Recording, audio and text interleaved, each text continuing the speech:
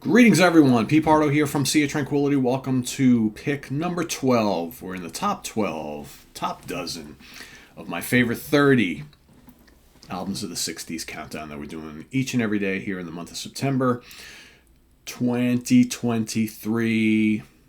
I've picked out my 30 favorite albums. Only one album per band or artist. I've got a wide open playing field. You guys can certainly pick more than one from a artist or band. It's totally up to you. It's the way I'm doing it, though. So today, on this pretty gorgeous day here in the Hudson Valley, it's a day to give thought and share memories and pay respects. And tomorrow's a day to say goodbye. I know nobody knows. Probably some people don't know what I'm talking about, but it's just something that's going on in my life, right? Saying goodbye to a friend over the next 2 days. And it's a time also here this morning together to look back on an album that was released on July 25th, 1969, second album from this British band, recorded at Morgan Studios and Olympic Studios in London, England, produced by Terry Ellis and Ian Anderson for Island and Reprise Records, depending on what part of the world you live in. I'm talking about Stand Up by Jethro Tull. That's right, classic album cover, classic album.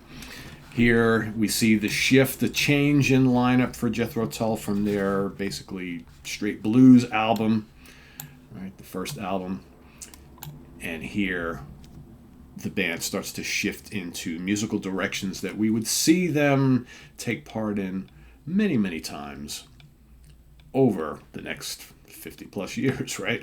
So here, of course, we've got Mr. Ian Anderson on vocals and flute, acoustic guitar, little bits of keyboards and mandolin and things like that. You've got Martin Barre, his debut album with the band, on electric guitar.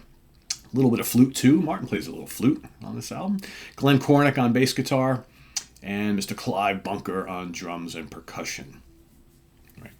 Classic early lineup of the band. Here, like I mentioned, their debut album time was basically a straight-up British blues rock album, right? Or just maybe blues, not a ton of rock on it. There's a little bit of rock on it, but it's mostly a blues album, right? Very indicative of what was going on over in the UK at this time. A lot of other bands kind of doing that style, right? But here with this album, with the addition now of Martin Barre, we've got a move into lots of folkier directions. There's a little bit of early prog on here. There's still some blues on here. There's some hard rock on here, but very kind of normal Tull sounding, right? This album sounds like the Jethro Tull that we would come to know and love from this point on. Starts off with A New Day Yesterday. Good, chunky blues rock song. I love New Day Yesterday. You got Jeffrey Goes to Leicester Square. Right here we start to hear some of those kind of folk leanings, and it's like that mix of bluesy folk and just kind of very British sound that was all Jethro Tull. You have their take on the classic Boré, right? Great flute instrumental from the band. Back to the Family. I mean, and here for me on side one of the original vinyl, you got Back to the Family and Look into the Sun. Both really great songs. Really great song. Back to the Family is a good rocker, right? It's kind of hard rocking, I would say, Back to the Family, but it's got those little folky touches. Same thing with Look into the Sun. Look into the Sun, very bright song. Excellent. Side one, just killer here. And then, of course, on side two, you've got the great rocker, Nothing Is Easy.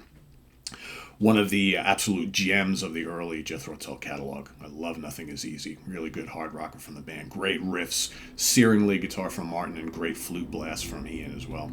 Then you've got Fat Man. I mean, that wonderful kind of percussion and the acoustic guitar, and just it's just such a whimsical song. Great vocal from Ian. Fat Man is awesome. Then, of course, we got The Haunting We Used to Know. And then the kind of more pensive Reason for Waiting. And then Do You Hear Mother? Yes, For a Thousand Mothers. God, what do you even call For a Thousand Mothers? It's kind of, it's rock, it's bluesy, it's folky, it's upbeat, it's got a great, it's just this churning arrangement. Really, really cool. Great use of the guitars and the flute. Excellent song. Yeah, great album. You know, it's not. It's funny. I really love this album, and most Toll fans really love this album. It never really ranks up there in like the top three for me, though. It's like it just goes to show you the testament to the greatness of this band. They have so many great albums that something like this could, not be a top three or maybe not even a top five at times, right? But it's just so good. I mean, the run of albums for me for this band, from this album all the way to Stormwatch. Maybe Too Old to Rock and Roll.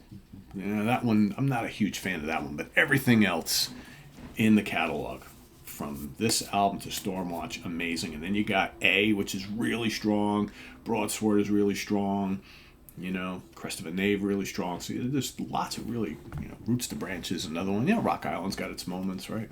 But man, those from 1969 to 1979, great run of albums. Great run of albums. All right, let's get to the... and I've got multiple copies of this. I've got the original CD release. You got this, first deluxe edition. This was this is the 30th, 2 CD and DVD edition.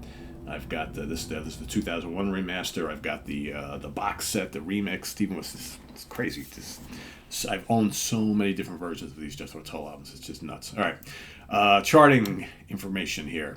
Australia number 12, Canada number 20. The Danish album charts number 5. Dutch album charts number 3. Finland number 3. Germany number 5. Norway number 5. UK number 1 album in the UK. Pretty good. Not only the second album, right? US Billboard charts, it's made it to number 20. All right. Sal, not to be forgotten, for Italy in 2008, when one of the many reissues, right? This made it to number 92 in Italy. And as far as singles go, Living in the Past / Driving Song. That's not even from this album. What's that all about?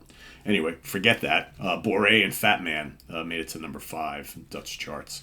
And certifications, UK, silver, 60,000 units sold. And the United States, this was a gold seller, 500,000 units sold, 500,000 copies. Like I said, pretty good, pretty good, strong selling album from the band. So yeah, let me get the regular singles information. I'm not sure what I was looking at there. Boré was released as a single from this album October 13th, 1969. So a few months after the album actually came out in July of that year. So yeah, Stand Up by Jethro Tull. Let us know what you think of this album down in the comments below, as well as your pick for today, pick number 12. Visit us on the web at www.seaoftranquility.org. We're on Facebook, we're on YouTube, all together, all the damn time. Please subscribe if you haven't already and click on that notification bell so you get alert of all of our content as it posts. And please do hit the like button before you leave. Also down below we got the links to our Ko-Fi page for channel donations, our merch page, as well as our Cameo page for personalized videos from myself. So thanks in advance for all your support there. Appreciate it. Some of you may be looking at my Grand Funk Railroad shirt and think, Pete, is Grand Funk coming up on this countdown at all? Well, you gotta wait and see. Spoiler alert, you probably will see them. Until next time, I am Pete Pardo. Thanks for watching, everybody.